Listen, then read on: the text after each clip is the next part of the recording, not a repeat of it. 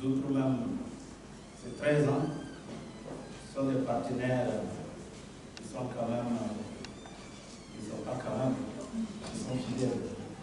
Voilà. Et nous tenons à vous dire grandement merci pour ce que vous faites pour le cabinet AGFC. Et nous vous rassurons toujours de notre disponibilité et soyez convaincus que nous ne ménagerons aucun effort pour apporter notre contribution professionnelle. Et comme j'ai toujours dit, l'anticipation est la meilleure forme de gestion d'entreprise. L'anticipation, la prévention. C'est vrai que lorsqu'on arrive à ce que la situation éclate, on est obligé de gérer le problème. L'avantage, c'est que nous avons ce professionnalisme d'anticiper, de prévenir, mais aussi de gérer en cas de problème. Et soyez rassurés, nous sommes vraiment disponibles parce que nous avons constaté qu'il y a beaucoup qui n'exploitent pas aisément les missions qui sont confiées au cabinet. Il y a d'autres qui exploitent à fond, hein, sans répit, matin, midi, soir. Et ça aussi, c'est intéressant. Et ça permet vraiment d'anticiper les choses. Et même quand le contentieux arrive, on a au moins 80% de chances quand même d'éviter les problèmes. C'est pour ça qu'on vous dit, ce n'est pas la peine d'hésiter. Ce n'est pas la peine de poser des actes dans des hésitations. Il faut toujours poser la question lorsqu'il y a des doutes. Que ce soit en matière sociale, que ce soit en matière de droit des contrats, que ce soit en matière de fiscalité, ce n'est pas la peine de poser des actes et après demander à ce qu'on attend. J'aime dire que je n'ai jamais vu un avion faire marche arrière en l'air avant. Ça veut dire que quand le problème arrive, vous ne prévenez pas, et lorsque le problème arrive, c'est vrai, on va toujours trouver l'intelligence de défendre vos intérêts, de soigner vos intérêts. Mais la plupart du temps, c'est que ça fait pousser les cheveux blancs. Donc, c'est bon, toujours bon d'anticiper. Hein, et ça soulage, ça garantit quand même vos intérêts, ça protège beaucoup vos intérêts. Donc, cette journée que nous organisons pour la première, on demande à Dieu de nous donner encore la force pour que ça soit annuel. Et peut-être à la fin de la cérémonie, vous allez nous donner la période exacte qui sied pour l'organisation de cette rencontre. Parce que nous avons décidé au mois de juin, peut-être vous allez choisir une autre période, parce que je sais que chaque année, en janvier, nous organisons la loi de finances. C'est l'occasion de se rencontrer, mais nous voulons instituer cette journée du partenaire AGFC en collaboration donc avec nos amis des administrations clés avec qui nous travaillons. Voilà, donc aujourd'hui nous avons Madame Sommet qui est là, en tout cas qui est une consultante, grande consultante que vous connaissez au niveau du MATDS. Voilà, elle travaille là-bas. Elle peut vous entretenir sur l'actualité. Nous avons invité des spécialistes juridiques et puis de l'économie des mines, en tout cas qui vont venir aussi s'entretenir quelques minutes. Voilà, c'est en termes de conseils. Et si vous avez des questions, n'hésitez pas. Donc, et à la fin, nous allons voir un grand consultant de la DGI qui sera là également pour nous entretenir par rapport aux impôts. Donc, voilà comment se présente ce que nous voulons que la journée du partenaire AGFC soit. À la suite de M. Bohème, je voudrais aussi signifier aussi un mot de bienvenue à cette journée, la toute première édition, la journée du partenaire. Je suis Madame Somé Aïcha, je suis administrateur civil, chef de service en charge du partenariat et du renforcement des capacités des OSC au niveau de la direction générale de la liberté publique et des affaires politiques. C'est le ministère de l'administration territoriale. Alors, on va ce matin échanger, je vais juste donner quelques conseils pratiques quant au sujet de l'autorisation d'exercer au Burkina Faso. Nous savons que les associations étrangères, les ONG étrangères, les fondations étrangères qui veulent intervenir au Burkina Faso sont soumises à un régime d'autorisation préalable. Et nous avons échangé autour de ce régime d'autorisation préalable et faire aussi un focus sur quelques obligations qui sont faites aux organismes à but non lucratif. Je vais utiliser ce vocable qui regroupe toutes ces entités-là, associations, ONG, fondations. Et il y a des obligations qui sont faites à toutes ces organisations. D'ailleurs, la loi qui régit les associations est claire. Dit que les associations, ONG, fondations sont soumises à toutes les lois du pays. Vous venez vous installer dans un pays, c'est bon de savoir les textes qui vous régissent, c'est bon de savoir à quelle porte taper pour trouver la solution à vos préoccupations. Je salue l'administration de Zomboel qui a organisé cette journée qui nous donne l'occasion de vous donner certaines informations très capitales. Sur ce, je voudrais présenter un tout petit peu la direction parce qu'il y a des gens qui ne savent toujours pas où aller quand il y a des soucis administratifs. Alors, au sein du ministère de l'administration territoriale et de la sécurité, nous avons une direction générale en charge des libertés publiques. Et dans l'enceinte, il y a environ 4 directions techniques. Il y a une direction qui est en charge des partis politiques, une autre direction en charge jusqu'à présent des affaires coutumières et culturelles. C'est vrai que cette partie vient d'être détachée et transféré à notre ministère. Et il y a une direction phare qui s'occupe de tout ce qui est association, ONG, fondation, mutuelle, toutes les organisations à but non lucratif. Et nous sommes en charge de la gestion de cette liberté associative-là. Et pour cela, nous délivrons les autorisations d'exercer, les récépissés pour les associations nationales et tous les autres actes qui vont avec. Et ce matin, je voudrais m'étaler un peu sur la notion de renouvellement des autorisations d'exercer. Parce que si vous êtes là, ça veut dire que vous avez déjà pu satisfaire à cette obligation d'autorisation d'intervenir et vous intervenez déjà. Je ne vais pas donc m'étaler sur l'autorisation d'exercer, mais par contre sur le renouvellement de l'autorisation d'exercer. Parce que nous rencontrons beaucoup de difficultés lorsque les ONG associations étrangères ont leur autorisation et ne reviennent plus vers l'administration. C'est quand il y a des soucis, pratiquement on le voit, et c'est coincé en ce moment. Les délais sont courts, c'est vraiment coincé. Donc, je vais m'étaler sur le renouvellement de l'autorisation d'exercer. D'abord, il faudrait savoir que l'autorisation d'exercer a une validité de 5 ans renouvelable. Lorsque vous l'avez, vous avez l'autorisation d'exercer durant 5 ans. Et vous devriez soumettre chaque année un rapport de vos activités au niveau de l'autorité, au niveau du ministère. Malheureusement, on ne reçoit pas assez de rapports annuels au niveau du ministère de l'administration territoriale. Donc c'est déjà bon. Il y a aussi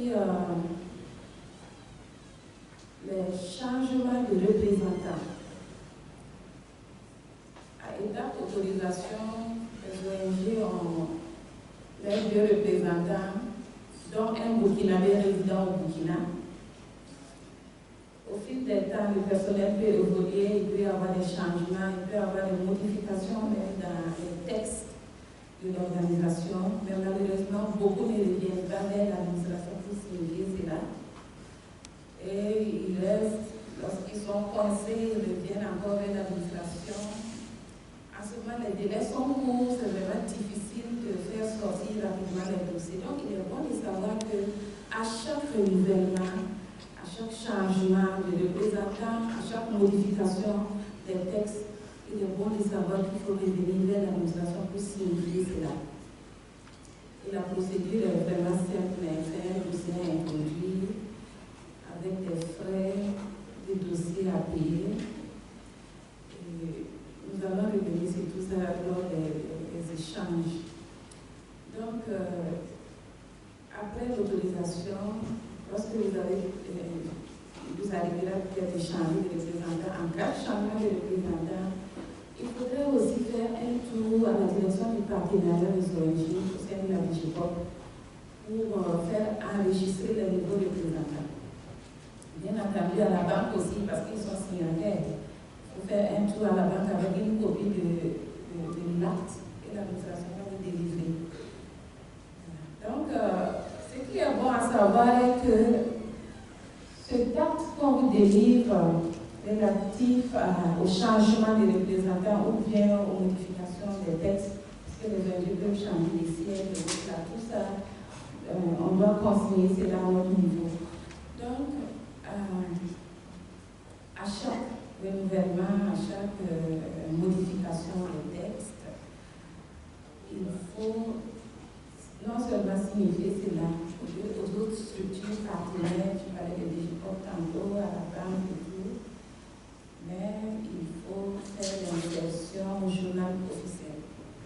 C'est là qu'il y a des obligations qu'il faut vraiment servir. A été votée en 2016. Cette loi est en lien avec la lutte contre le blanchiment des capitaux, le financement du terrorisme.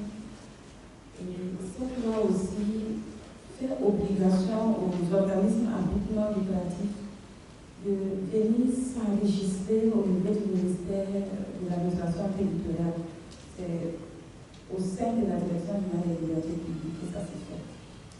La loi nous fait obligation de tenir un registre. Le registre s'appelle le registre des organismes à but non lucratif. Il y en a qui le savent déjà parce que les banques coincent. Alors, nous travaillons avec la CENDIF, la cellule nationale de traitement de l'information financière au sein du ministère de l'économie et des finances.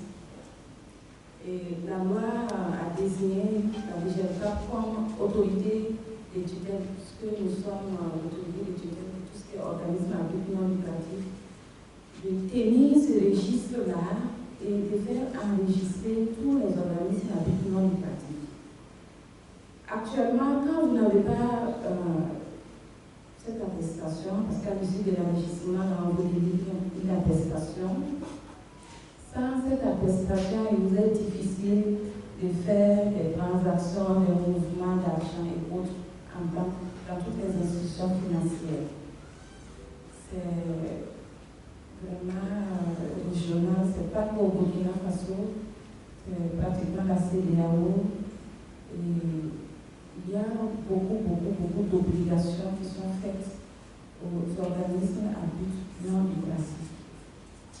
Premièrement, elles doivent s'inscrire. On appelle ça inscription initiale. Parce que vous existez, parce que vous avez été autorisé à intervenir au Burkina, vous devez vous inscrire. Et on vous délivre une attestation.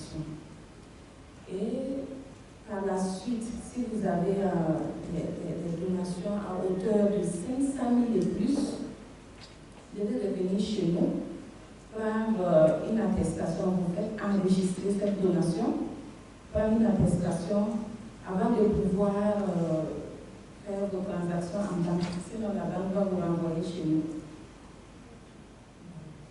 Donc, à chaque mouvement d'argent, de dons, soit que vous soyez ONG exécutante ou ONG d'ailleurs, si vous donnez des fonds à une autre ONG, une autre association, même si l'association est nationale, à hauteur de 500 000 et plus, vous devez forcément le venir chez nous. Vous faire enregistrer, vous prenez l'attestation. L'ONG ou l'association qui reçoit ces fonds doit également venir enregistrer. En fait, c'est pour faire la traçabilité de tous ces mouvements de fonds qui entrent et qui sortent du continent. Et c'est pratiquement dans tous les secteurs. Vous et moi, en tant qu'individu, lorsqu'on se présente en banque, parce qu'on a reçu de l'argent, je trouve avec 300 000 pour les questions physiques, vous savez, on peut avoir 300 000 en banque. La banque va vous demander de justifier l'origine de votre argent, l'utilisation que vous voulez en faire avant de pouvoir vous permettre de toucher votre argent. Si vous n'avez pas encore payé les frais des arts, moi j'ai vécu ça personnellement. Ça veut dire que ce soit les individus, que ce soit les organismes non lucratifs, que ce soit les entreprises, les sociétés au-delà, tous les secteurs économiques sont assujettis à ces obligations. C'est vraiment dans le cadre de la lutte contre le blanchiment des capitaux et le financement du terrorisme. Parce qu'au niveau sous-régional, on a mis en place ce système-là pour vraiment contrôler les flux financiers, pour vraiment éviter les travers de ces transactions illicites et autres. Parce que ce qu'il faut savoir, c'est que les associations, les ONG et autres là, sont souvent utilisées pour des fins de blanchiment et autres, sans qu'elles soient au courant. De façon implicite, vous pouvez être complice de ces genres de pratiques. Je voudrais peut-être un petit exemple étayer cela, parce que l'actualité est un PDI.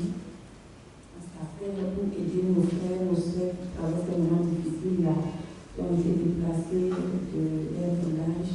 Mais banalement, on peut se retrouver à vouloir financer les activités et autres. Et quand on sait qu'il y a des gens qui sont infiltrés parmi ces pays qu'on ne connaît pas, qu'on ne peut pas détecter comme ça, donc les dons et autres là peuvent se retrouver entre les mains de ces personnes. On est de bonne foi, on va pour les aider et ça peut se retrouver contre nous-mêmes, contre nos proches. Par exemple, on organise peut-être un soutien pour ces personnes déplacées et autres là. Et s'il s'avère que parmi eux, il y a vraiment des personnes infiltrées, cet argent qu'ils vont recevoir, soyez assurés que ça ne sera pas utilisé en bon escient. Si par malheur c'est utilisé autrement pour fabriquer des explosifs et autres, certainement artisanal parce que ça c'est plus facile à faire. Et vous vous retrouvez dans une situation compliquée parce que ça a explosé pendant que vous étiez en chemin ou parce que voilà, un de vos proches a été victime de l'explosion et autres. Ça peut arriver. Mais c'est de bonne foi que l'ONG a voulu accompagner ces PDI. Ça peut arriver. Il y a aussi des partenaires qui vont peut-être chercher à accompagner les associations, les organismes à but non lucratif, avec le programme général là. Et très souvent, lorsque vous vous rendez compte qu'il y a des conditions, des clauses bizarres qui vous imposent avant de financer vos activités, nous on conseille de toujours revenir vers l'administration et de signaler cette barrière là.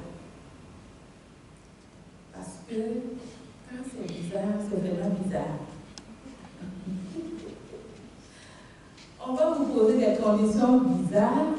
Je ne vais pas rentrer dans tous les détails pour épingler les gens parce que ce n'est pas tout le monde qui se trouve dans ces situations. On peut peut-être vous proposer un financement de 50 millions. Et dans le Mouta-Mouta, on est au Burkina et nous on aime utiliser ces jargons-là. Dans le Mouta-Mouta, on va vous dire, bon, on vous finance à hauteur de 50 millions, mais compte tenu de tel ou tel impératif, on va peut-être vous les mettre 25 millions et les 25 autres là, on va les utiliser pour telle ou telle autre chose.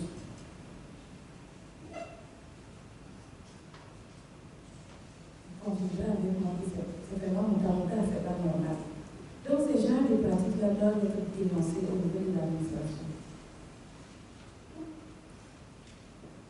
Parce que la question qu'on va se poser, qu'est-ce qui va se passer, qu'est-ce qu'ils vont faire avec ce montant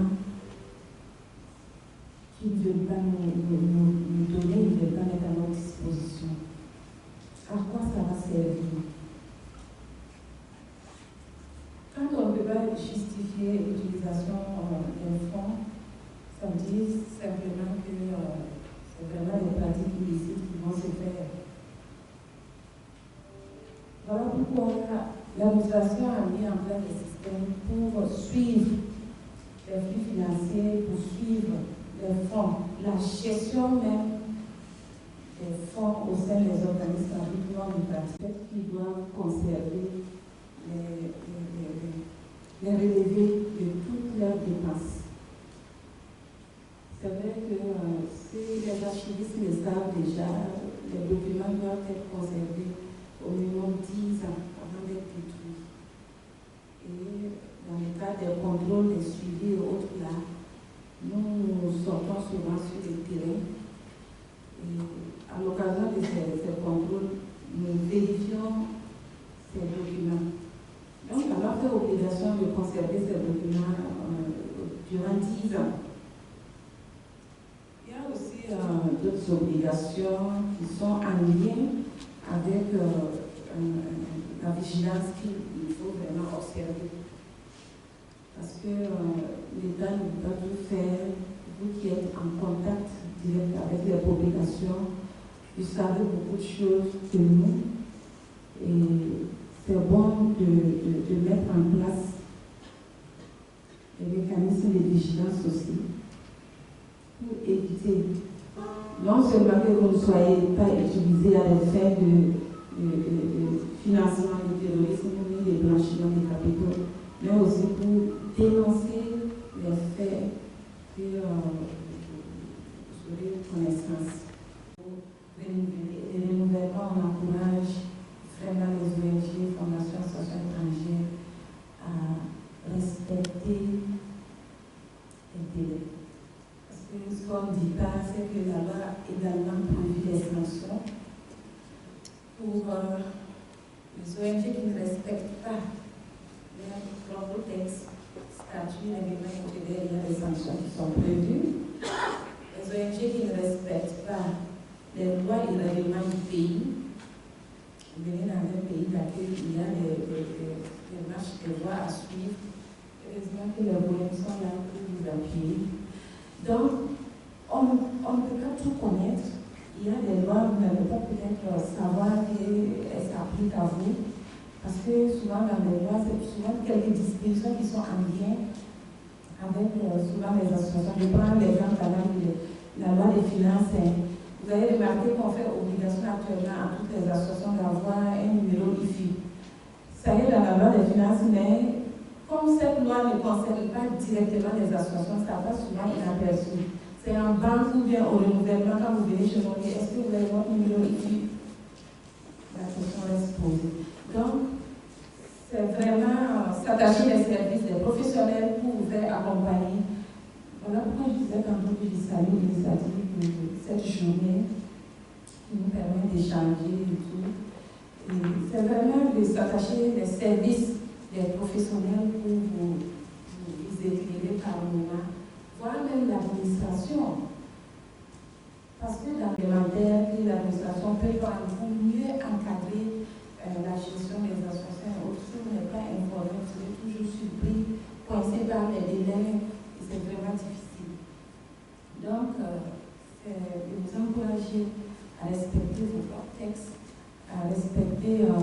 les textes en vigueur au Burkina. Vraiment, notamment les textes, les lois sociales.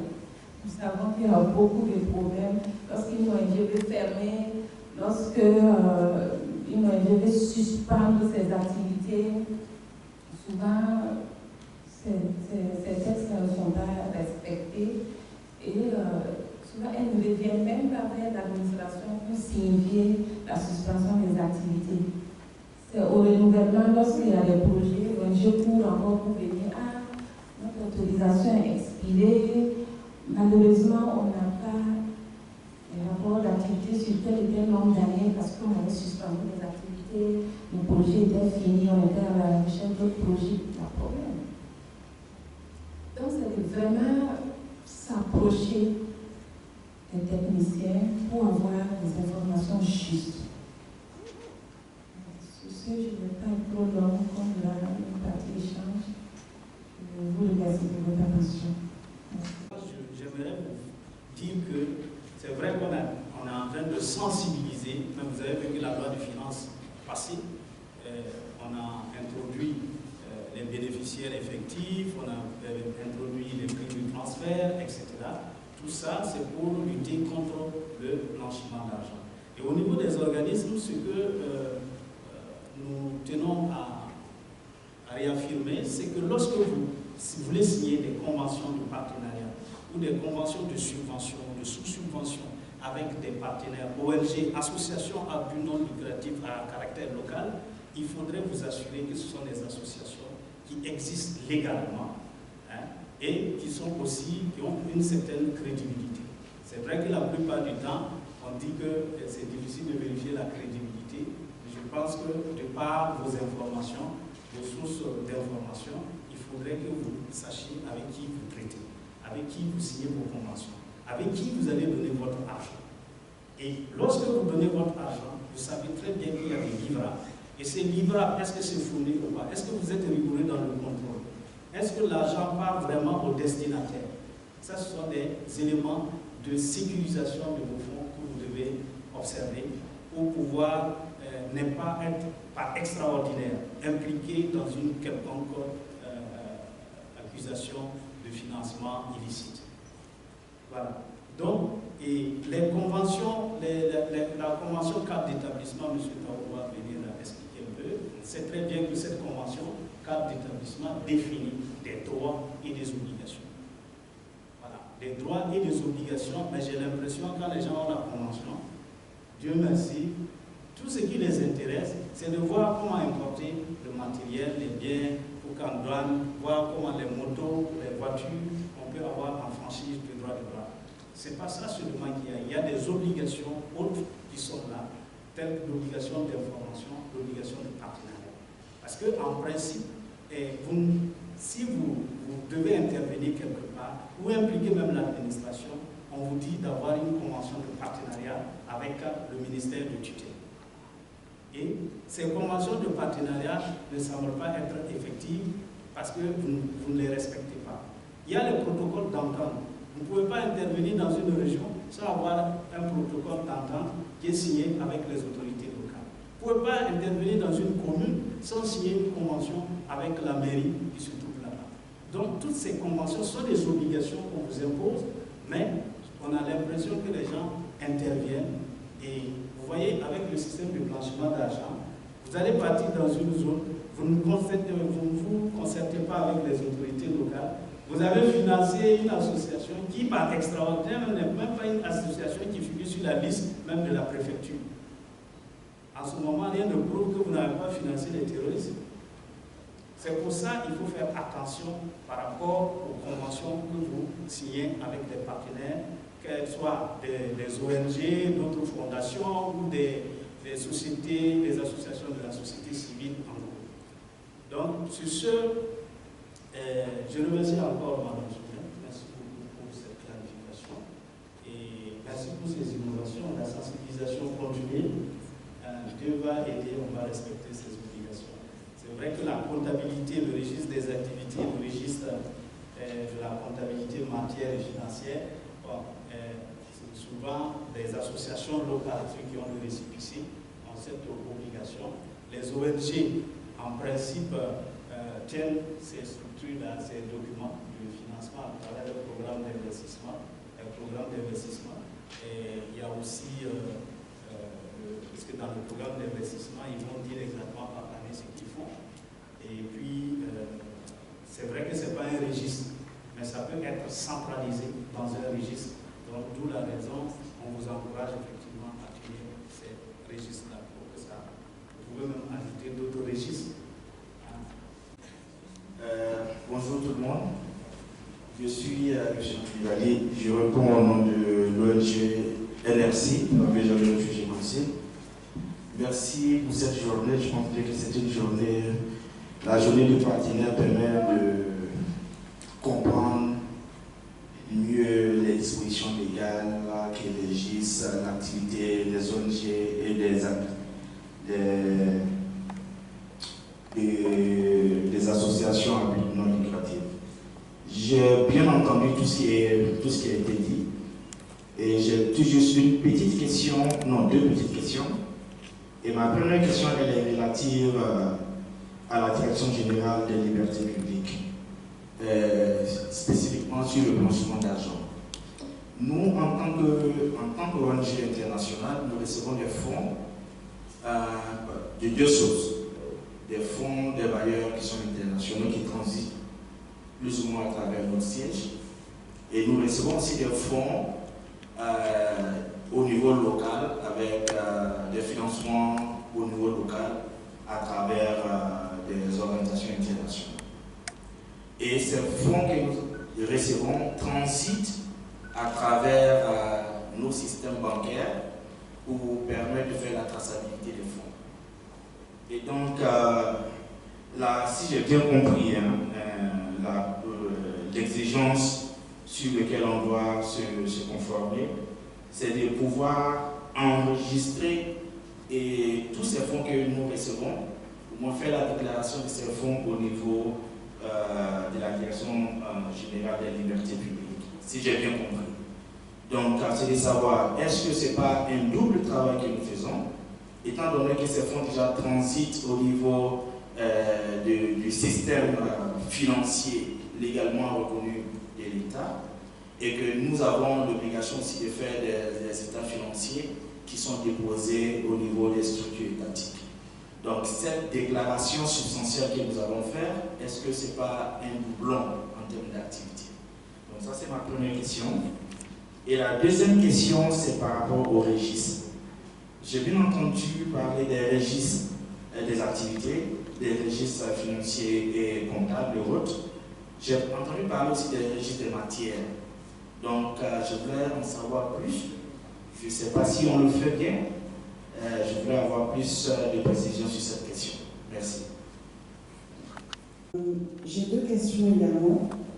La première question, c'est au niveau de l'enregistrement des attestations à avoir vis-à-vis des fonds que nous pouvons transférer à d'autres organisations, des dons que nous pouvons faire à certains bénéficiaires.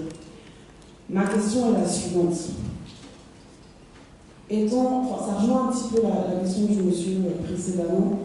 Étant entendu que nous soumettons des programmes d'investissement avec des activités qui sont bien mentionnées, avec des bénéficiaires qui sont spécifiques, avec des montants qui sont spécifiques. À partir du moment où nous avons la validité ou bien nous avons un document qui valide ce programme d'investissement, est-ce qu'il convient à chaque transfert d'argent de plus de 500 000 francs ou à chaque don de plus de 500 000 francs de revenir vers l'État pour avoir cette attestation? Auquel cas, pour des organisations qui sont petites et qui ont peu d'activité, je pense que c'est faisable. Pour des organisations qui, en un mois, vont pouvoir mettre en œuvre avec les organisations partenaires plus de 15-20 activités d'une valeur de plus de 500 000 francs, est-ce qu'on doit le faire par activité, est-ce qu'on doit le faire par don? N'est-il pas possible à ce moment-là, de soumettre les conventions de projets, de programmes, avec la liste bien déterminée, comme ça se fait au niveau des bailleurs par ailleurs. On a une liste de partenaires, c'est validé une fois pour toutes. S'il y a modification, un nouveau partenaire, un nouveau bénéficiaire, un nouveau don, à ce moment-là, on peut faire un avenant à la convention ou revenir vers l'État. Mais est-ce que ça doit se faire à chaque transaction et à chaque don? C'est ma première question. La seconde question est relative au registre. Comme M. Gouin le disait, on a différents types de registres et d'enregistrement de nos activités, de nos bénéficiaires et de nos activités comptables et financières. Est-il possible que ce que nous enregistrons de façon numérique puisse être imprimé, ou pas d'ailleurs, pour essayer de ne pas imprimer trop de papier et penser à l'environnement? Est-ce que ce qu'on a en version numérique est acceptable? Parce que finalement, si l'idée c'est de faire un contrôle, c'est de consigner, nous avons des obligations que nous nous mettons à nous-mêmes d'avoir des audits annuels qui finalement vous disent, ben voilà les organisations, les transactions comptables qui ont été faites, voilà les activités qui ont été faites. Est-ce que cela est suffisant ou vraiment il faut acheter du papier et puis tout écrire? Parce que les dispositions que les ONG et associations prenaient auparavant pour gérer leurs fonds, on ne dit pas que c'est pas bon, c'est bon. Mais compte tenu de l'actualité, il y a de nouveaux enjeux. Il y a une nouvelle loi qui a été votée pour ça, pour vraiment tracer vraiment les flux financiers. On n'a pas de choix. C'est les obligations de cette loi.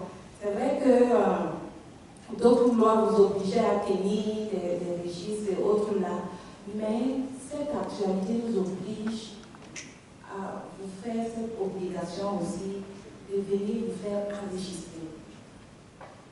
Parce que l'enregistrement est sanctionné par une attestation. Et il vous faut cette attestation à chaque donation. Chaque donation.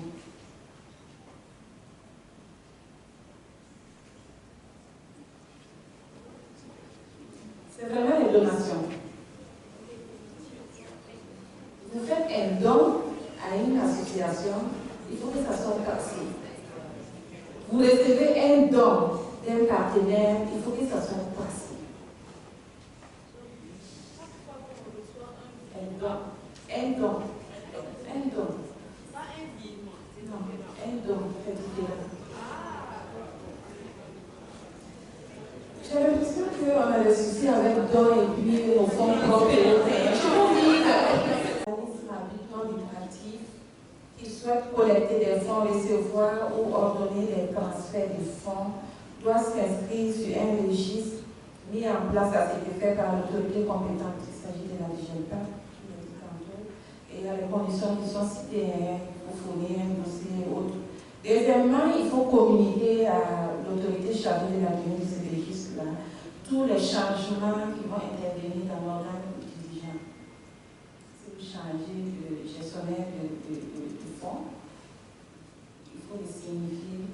Parce que dans la liste des pièces à fournir, on a besoin d'un nom de tous ceux qui gèrent les fonds au niveau de votre organisation.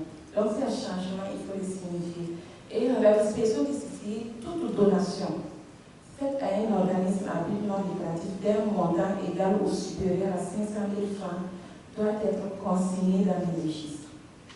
Toute donation. Voici de façon simple comment ça se présente. Vous êtes une association étrangère qui intervient au Burkina, vous êtes une ONG ou bien vous êtes une fondation étrangère qui existe au Burkina. La première des choses, vous avez votre autorisation d'exercer, vous devez venir vous inscrire sur ces registres. On appelle cela l'inscription initiale. Ça, c'est une obligation. Et on vous délivre une attestation qui prouve que vous êtes inscrit à notre niveau. Certainement, pour celles qui s'installent nouvellement, pour l'ouverture de votre compte bancaire, la banque va vous réclamer cette attestation. Sans ça, vous ne pourrez pas ouvrir votre compte, en plus d'autres documents. Alors, Si vous existez déjà, on ne va pas vous appeler de venir faire ça et puis venir remettre à la banque. On vous le fait tranquillement. Lorsque vous aurez des donations à faire ou lorsque vous allez recevoir des dons, la banque va vous faire obligation de présenter l'attestation d'inscription au registre des ODNL. Donc c'est vraiment une obligation, on n'a pas le choix. Parce que ce qu'on ne dit pas, c'est que derrière cette inscription, il y a un travail de fond qui est fait. Parce que pendant l'inscription, on va vous demander de nous donner l'identité complète du donateur et puis toutes les informations en lien avec la donation, l'utilisation qui sera faite de cet argent et tout. Et il y a un travail de fond qui est fait après. Nous rendons compte à une autre instance. Et ça va jusqu'au parquet. Parce que nous n'avons pas, nous ne pouvons pas poursuivre. L'autorité de poursuite va se charger si vraiment il y a des cas avérés. Et quand il s'agira aussi d'enquête, l'autorité habilitée le fera. Nous, on est obligé de transmettre des informations. Je vous donne un exemple banal. Nous avons, j'ai tantôt dit que nous avons des types d'enregistrement initial et puis ultérieur. Lorsque vous déclarez que vous avez fait une donation à une association nationale à hauteur de 800 000, l'obligation est également faite à cette association, puisqu'elle existe au Burkina Faso, de s'enregistrer non seulement comme organisme à but non lucratif, mais aussi d'enregistrer toutes les donations, tous les dons qu'elle va recevoir. Si par extraordinaire, cette association vient enregistrer un montant de 500 000, il y a problème. Nous, on ne vous dira pas pourquoi vous enregistrez 500 000 au lieu de 800 000. Non, c'est chargera simplement de faire notre travail. Ça veut dire qu'il y a matière à examiner. Le même fonds est tracé à deux niveaux. Chaque structure doit venir s'enregistrer. Et nous, on fait des confrontations à notre niveau. On rend compte à la CENTIF. Et la CENTIF, à son niveau, peut faire diligenter les enquêtes, peut même envoyer le dossier chez les parquets pour que au moins les procédures soient engagées pour comprendre à quelle fin il y a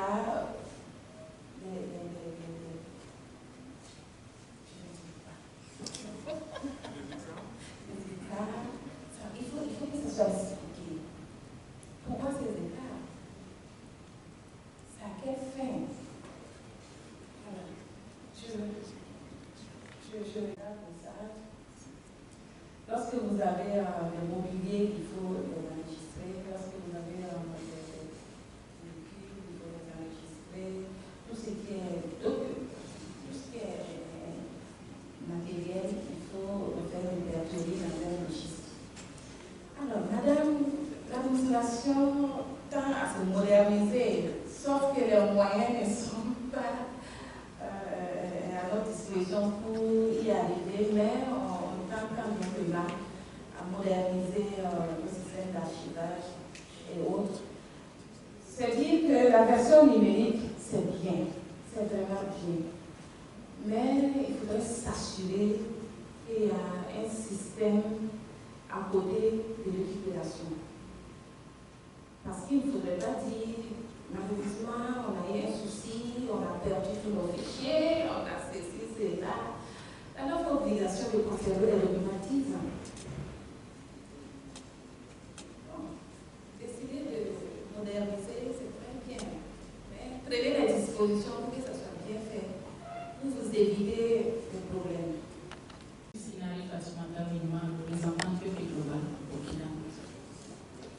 J'ai des préoccupations qui ont déjà été prises en compte, mais j'avoue que je ne suis pas du tout satisfaite de la réponse de Mme Sommet. Mais je vais personnellement m'approcher de votre direction pour mieux comprendre, parce que le temps ne va pas permettre ici. Mais j'avais une autre préoccupation que je vais soumettre, étant donné que vous avez déjà répondu aux premières. Moi, je pourrais m'approcher de vos services, il n'y a pas de problème, pour mieux comprendre. Mais j'ai une autre inquiétude. Je voulais avoir plus de clarification parce que nous, notre stratégie, c'est de faire faire. Nous subventionnons les organisations de la société civile qui mettent en œuvre des activités sur le terrain. Et ces questions de traçabilité et de crédibilité à l'endroit de ceux qui reçoivent nos ressources et qui mettent en œuvre dont vous avez parlé. Je voulais avoir des clarifications. Est-ce à dire que les OSC que nous identifions, nous devons aller vérifier d'abord les zones d'intervention? Est-ce qu'ils ont l'autorisation? Est-ce qu'ils ont le partenariat d'intervenir dans ces zones? Est-ce que je voulais comprendre cette partie-là vraiment pour voir comment on interviendra mieux avec nos partenaires sur le terrain. Merci. Et logiquement, les associations locales ont un récépissé, sont reconnues dans le registre de leur commune ou département. Et il n'y a pas d'association sans reconnaissance fiscale. Donc, elles doivent forcément avoir leur numéro IFE. Ça, c'est clair, c'est une obligation. Donc, en réalité, vous ne pouvez pas traiter avec cet environnement-là actuel, traiter avec des partenaires qui n'existent pas légalement. Parce que là, vous risquez de tomber dans le champ d'un financement que vous n'allez pas pouvoir bien contrôler. On dit connaître mieux quelqu'un permet de mieux le contrôler.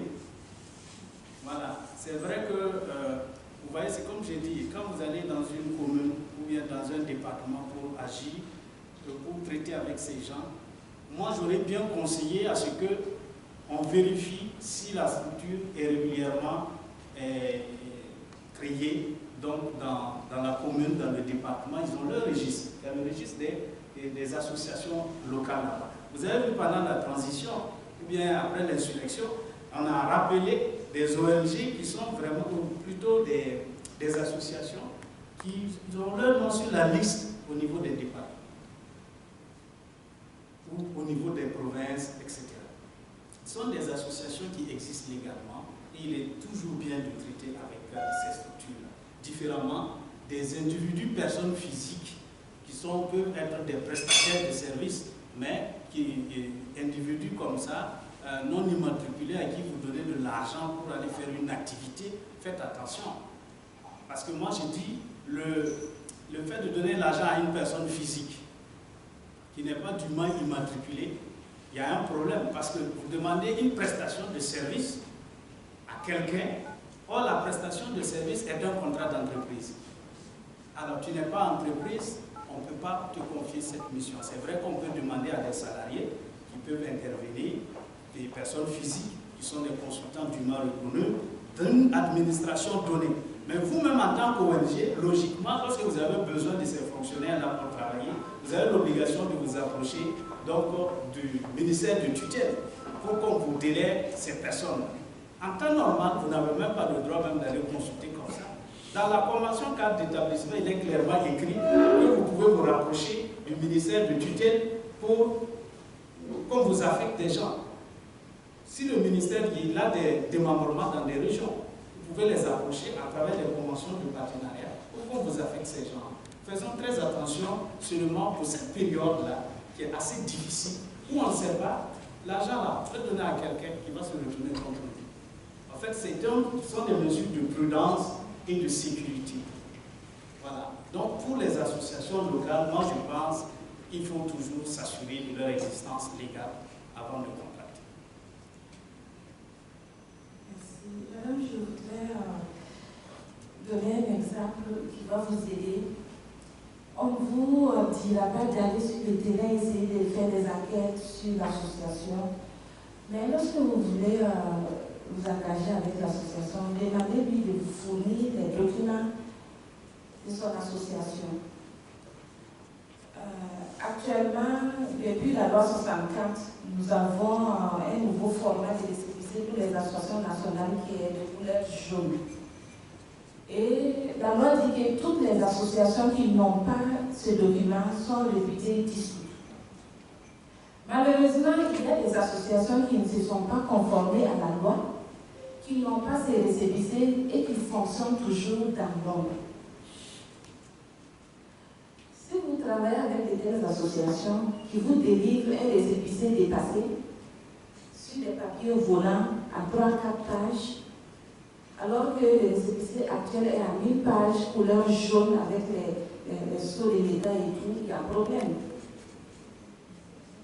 Je disais tantôt qu'il faut chercher à connaître les textes qui régissent les structures associatives.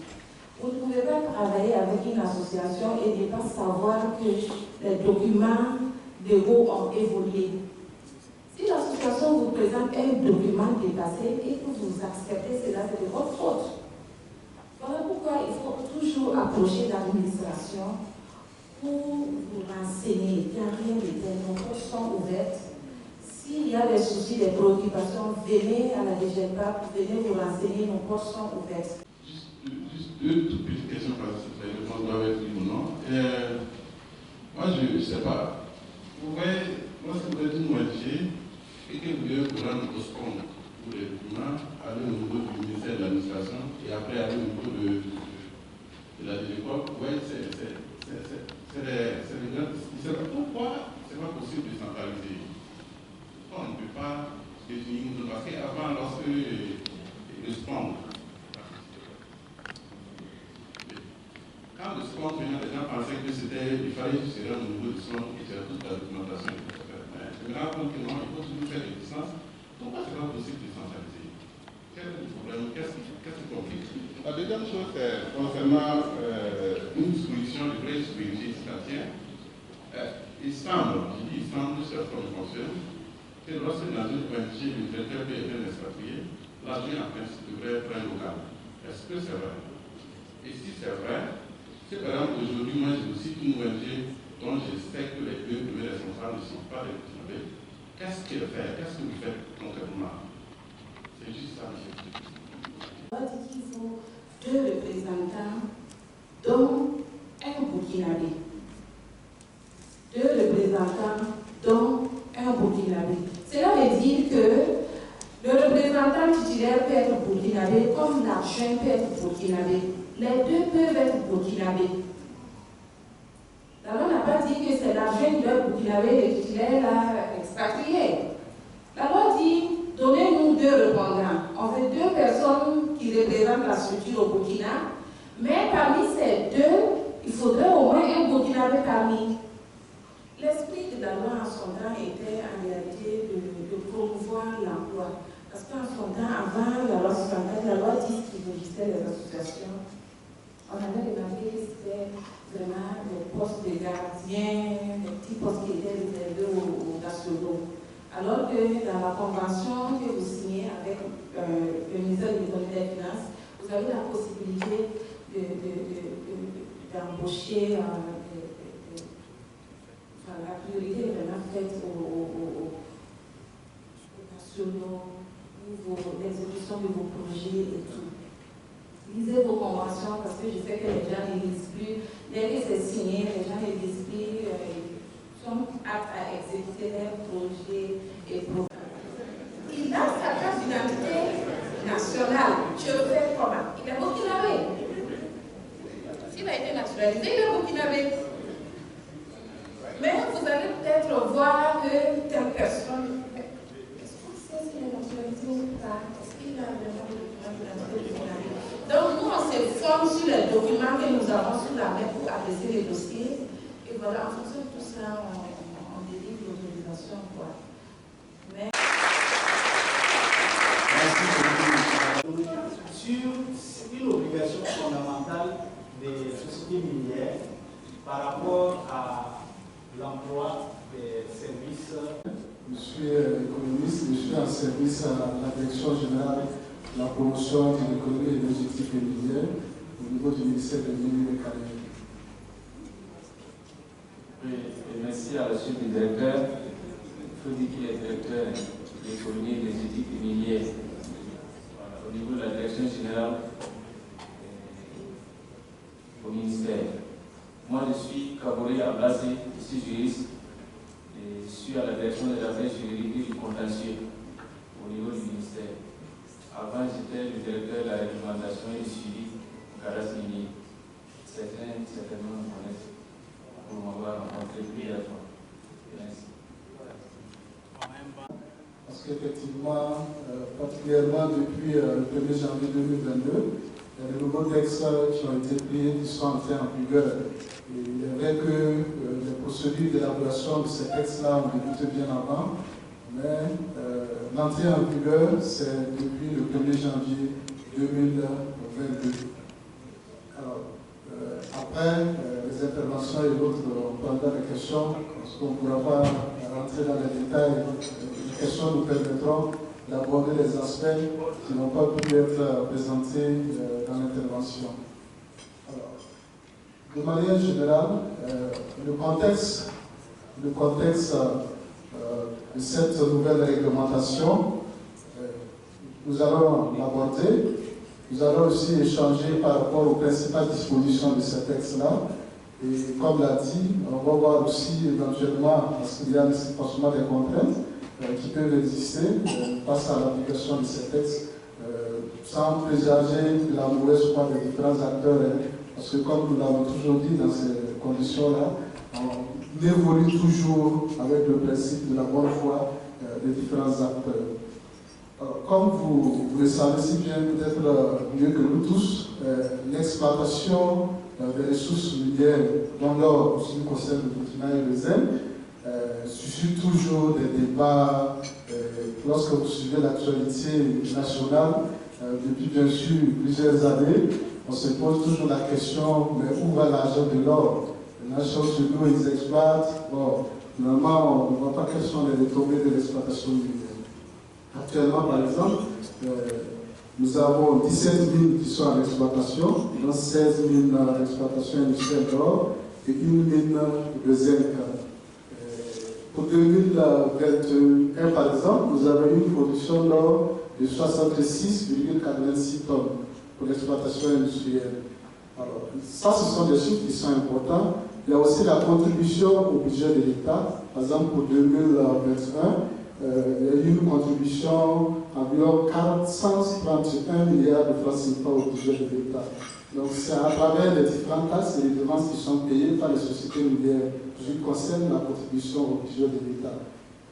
Et quand vous prenez par exemple ce qui est des recettes d'exploitation, actuellement l'exploitation de l'or c'est plus de 80% des recettes d'exploitation. Donc bien vous dit que c'est une part importante pour l'économie nationale actuellement du secteur minier. Parce que depuis 2009, effectivement, l'or est passé comme premier produit d'exploitation. Donc quand on voit un tel environnement et de telles données, naturellement on peut se dire, mais est-ce qu'au fond, on en profite suffisamment? En fait, c'est ça la réflexion. Et naturellement, il ne s'agit pas pour nous de dire que bon, les gens ont raison de le dire, mais c'est de dire que tout ce qui est de l'administration et des gouvernements, c'est de faire en sorte effectivement que toutes les mesures soient prises pour effectivement permettre une meilleure intégration de l'exploitation industrielle dans nos économies. Et il vous souviendra qu'en 2015, justement, par rapport à ça, il y avait un nouveau code minier qui a été adopté. La loi 36 qui a été adoptée portant code minier du Burkina. Et dans ce code minier, justement, pour prendre en compte toutes ces préoccupations-là et améliorer davantage les retombées de l'exploitation minière, il y a de nouvelles dispositions qui ont été introduites, notamment la promotion de ce que je disais, le contenu local. Le contenu local, c'est quoi? Vous avez essentiellement, disons, quatre aspects. Il y a l'approvisionnement local en biens et services, il y a l'emploi des nationaux, il y a la transformation locale des produits miniers et il y a un quatrième aspect, il y a la propriété privée, c'est-à-dire faire en sorte que les nationaux s'engagent et investissent aussi dans le secteur minier. On dit que c'est les étrangers qui viennent, mais bon, ce n'est pas interdit. Et s'il y a des nationaux qui sont venus, qui sont intéressés aussi, ils vont exploiter, parce que comme vous le savez, au niveau du code minier, le principe, c'est le premier venu, le premier servi. Ce n'est pas la nationalité, c'est un secteur qui est ouvert et tout le monde peut intervenir. Bien sûr, les nationaux sont les bienvenus. Donc, il y a cet aspect-là aussi qui concerne le contenu contenu local. Donc, en 2015, le nouveau code minier a prévu des dispositions effectivement qui devaient être mises en œuvre, et les articles 101 et 102 du code minier. Il y a d'abord une politique nationale de développement du contenu local qui devait être adoptée, et en plus de ça, on devait prendre un décret pour définir et fixer les conditions de la fourniture locale dans le secteur minier au Burkina. Et Dieu merci, en 2021, il y a eu la stratégie nationale de développement du contenu local qui a été adoptée. Et à partir de 2022, il y a des textes, il y a essentiellement deux textes qui ont été pris. Il y a d'abord les décrets portant fixation des conditions de la fourniture locale dans le secteur minier, qui a été adopté le 11 novembre 2021. Et le 30 décembre 2021, son arrêté d'application qui a été pris, notamment l'arrêté portant établissement de la liste des biens et services fournis aux entreprises minières. Alors maintenant, quelles sont effectivement les exigences qui s'attachent à ces deux textes-là? D'abord, ces textes sont soumis aux sociétés minières et leurs sous-traitants. Ça veut dire que les dispositions qui sont contenues dans ces textes-là doivent être respectées par les sociétés minières et aussi leurs sous-traitants. Et au niveau du décret, il y a quelques principales exigences sur lesquelles je vais revenir. D'abord, la société minière, ou toute société minière, a l'obligation de transmettre à l'administration des mines ce qu'on appelle, ce que nous avons appelé le plan d'approvisionnement. C'est-à-dire que normalement, pour l'année à venir, bon, dans le cadre de cette année 2022, nous avons déjà reçu les plans d'approvisionnement des sociétés minières. Et encore au 31 décembre 2022, chaque société minière doit de nouveau nous transmettre son plan d'approvisionnement 2023. Ce plan d'approvisionnement doit faire ressortir ce que la société compte acheter comme biens et services au cours de l'année. Ce sont les prévisions d'acquisition de biens et services. Donc, elle nous transmet intégralement. Déjà, dans ce plan, il ne s'agit pas de dire que dans ce plan, nous allons affecter tant au Burkinabé ou tant aux sociétés étrangères et autres. Non. C'est de nous dire, voici nos prévisions d'acquisition en biens et services pour l'année. Bon, comme je l'ai dit, ce sont des prévisions. À l'exécution, vous pouvez ne pas acquérir ces biens-là, ou même par rapport aux quantités ou aux montants qui avaient été prévus. Ça, ce n'est pas le problème. Mais au moins, si vous transmettiez à l'administration au plus tard le 31 décembre, votre plan d'approvisionnement pour l'année qui vient. Ça, c'est la première, l'une des obligations. Il y a aussi l'obligation de transmettre la liste de vos fournisseurs et prestataires de services. Donc, chaque société minière doit transmettre au plus tard le 31 mars de l'année en cours la liste de ses fournisseurs et de ses prestataires de services. Ça veut dire que les sociétés avec lesquelles vous travaillez, que ce soit des prestataires de services, que ce soit des fournisseurs de biens, vous devez nous transmettre la liste de ces fournisseurs, la liste intégrale de ces fournisseurs au niveau de l'administration des biens. Et ça, c'est le 31 mars de l'année en cours. Donc, cette année, c'est la première année de 2022, nous avons fait un retard effectivement. Sinon, plus tard, le 31 mars de 2022, nous devions avoir reçu la totalité des listes des prestataires et des fournisseurs de services au niveau des différentes sociétés minières. Il y a aussi les rapports d'exécution des plans d'approvisionnement, parce que vous allez transmettre votre plan d'approvisionnement de l'année à venir, mais il faut aussi que vous nous transmettiez après le rapport d'exécution de ce plan d'approvisionnement-là. Donc, au plus tard le 31 mars également, supposons par exemple que l'année 2021 était concernée, ça veut dire qu'au plus tard le 31 mars 2022, les sociétés minières devaient nous avoir déjà transmis les rapports d'exécution de leur plan d'approvisionnement de 2021. Donc, étant donné que nous sommes, la première année c'est 2022, ça veut dire qu'au plus tard, le 31 décembre 2023, les différentes sociétés minières et leurs sous-traitants doivent transmettre à l'administration des mines les rapports d'exécution des plans d'approvisionnement qui nous ont été transmis pour 2022. Donc, ça c'est une obligation capitale au niveau du respect des dispositions du décret portant fixation des conditions de la fourniture locale. Il y a un autre aspect aussi qui est important à relever, c'est que vous transmettez les plans d'approvisionnement. Comme je l'ai dit, ce sont des prévisions. À un moment donné, vous pouvez avoir besoin de modifier ce plan d'approvisionnement. Vous devez notifier à l'administration des mines la modification de ce plan d'approvisionnement-là. Ça veut dire que si vous le modifiez et que vous ne tenez pas l'administration au courant, après il y a un rapport d'exécution que vous devez plus tard 1 mois après la modification de votre plan. Donc plus tard 1 mois, vous devez tenir l'administration au courant de cette modification-là. Donc ça, ce sont les principales dispositions du décret. Il y a un autre aspect qui est extrêmement important, c'est le respect des quotas. C'est le respect des quotas. Comme on l'a dit, l'objectif, c'est de faire en sorte que les entreprises nationales puissent avoir plus de parts de marché au niveau des sociétés minières. Et là, ce qu'on a trouvé, c'est qu'il y a des quotas minimums que nous avons définis, que les sociétés minières doivent respecter au profit des entreprises nationales. Je dis en passant que nous définissons une entreprise nationale comme une entreprise dont le capital social appartient au moins 51% à une personne morale ou à une personne physique qui n'avait. Donc c'est 51% au moins du capital social de l'entreprise qui doit appartenir à. Donc c'est ça la définition de l'entreprise. Dans les autres cas, ils sont considérés comme des sociétés étrangères, pas au sens propre du terme. Même si elle a associé à ça, même si elle a une filiale au Burkina et que le capital n'est pas à 51% burkinabé, on considère que l'entreprise ne remplit pas les conditions pour être. Je ne peux pas rentrer ici les différents quotas. Mais quand je prends par exemple le cas du carburant, on a défini un quota au moins de 30%. Carburant et lubrifiant.